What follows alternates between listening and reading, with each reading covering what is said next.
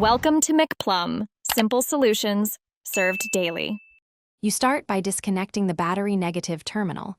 This prevents electrical faults while you work. Next, remove the shift knob and peel back the shift boot. There are usually 2 4 screws under the boot. Use a Phillips and a 10 mm socket for visible hardware and a plastic pry tool to lift the surrounding trim. You're trying to expose hidden screws and clips without breaking them. Once done, keep screws organized and note any differing lengths so reassembly is straightforward.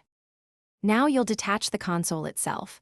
First, unplug every electrical connector, power outlet, USB, and any auxiliary sockets. Label them if needed.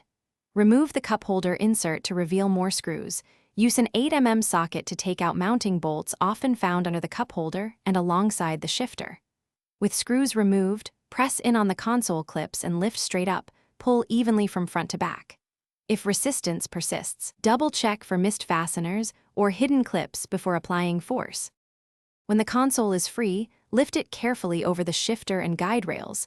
Make sure wiring harnesses aren't snagging and have enough slack. If any plastic clips crack, replace them with OEM or nylon trim clips because repaired clips often fail. Once off, inspect foam pads or brackets for damage and clean the cavity. To finish, reinstall in reverse order. Reconnect all electricals and test each function, power outlets and lights, before tightening final screws so you can adjust fit if needed. Thanks for watching. Stay juicy and subscribe.